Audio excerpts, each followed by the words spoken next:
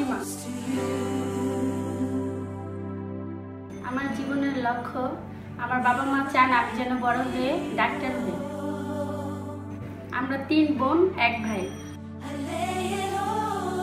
আমার বাবা, আমার বয়স যখন 8 বছর তখন আমার মার সাথে আমার বাবা ঝগড়া করে চলে গিয়েছে। আমি এই সেন্টারে ক্লাস 2 থেকে 2010 সাল থেকে 7 বছর ধরে আছি। আমার বাবা মায়ের সাথে থাকে না, সেটা আমার সবচেয়ে বড় কষ্ট। আমার মা একা চালায় সংসার। এই সেন্টারকে আমার ভালো লাগে দেখেই আমি 7 বছর ধরে এই জায়গায় আছি।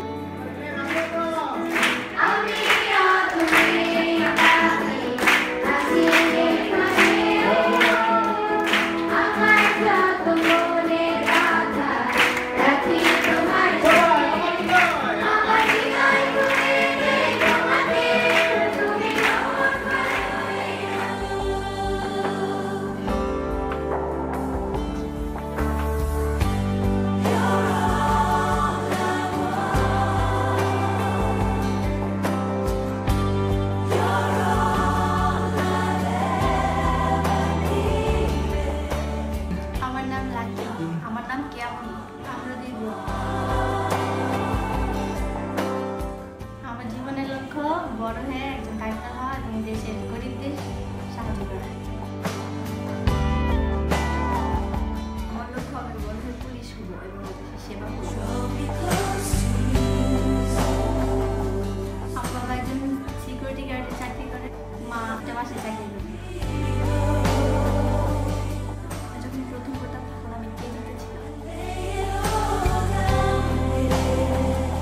আমি 2010 সাল থেকে এই সেন্টারে আছি। আমি 2009 সাল থেকে এই সেন্টারে আছি। আগে থেকে আমার পরিবার এখন অনেকটা সচ্ছল, আল্লাহর আশীর্বাদে এখন অনেকটাই ভালো আছে। সেন্টারে সব কিছুই আমাদের ভালো লাগে, তবে যখন বিশেষ কোনো অনুষ্ঠান হয়, আনন্দ প্রোগ্রাম হয়, তখন আরো বেশি ভালো লাগে।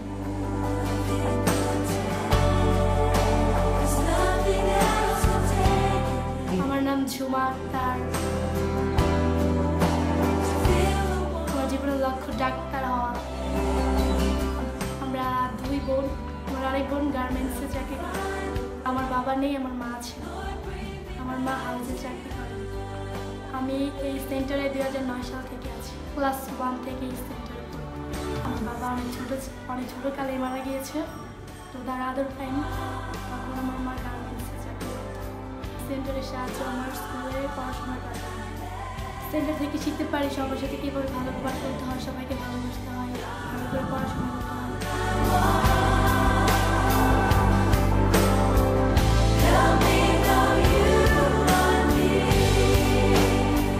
সেন্টারে আমি বড়দেরকে কীভাবে ভালোবাসতে হয়, বড়দের সাথে কীভাবে ভালো ব্যবহার করতে হয়, এগুলোই আমি শিখলাম।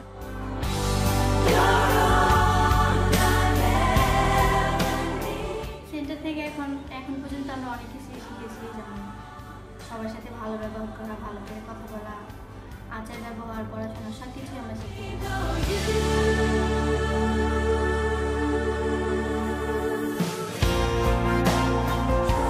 এই সেন্টারের সাহায্যে আমাদের অনেক কাজে লেগেছে এবং লাগে।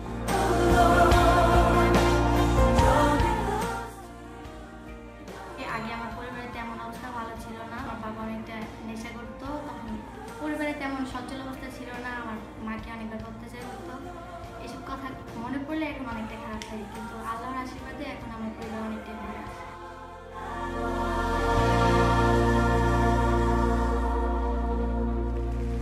পড়াশোনা করবো, ডাক্তার হবো, আমার ইচ্ছা পূরণ করবো।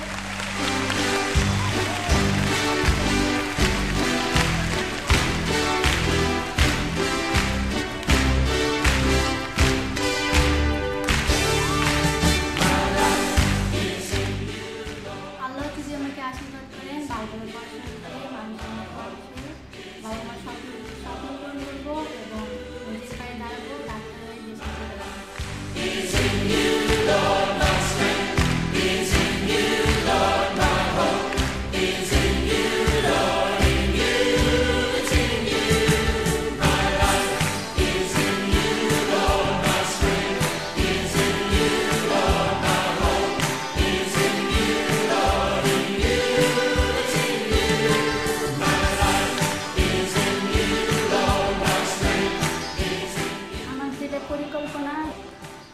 কখনো বড় পর্যায়ে যাই, তারপরেও সেখানে আমার মা অবশ্যই থাকবে।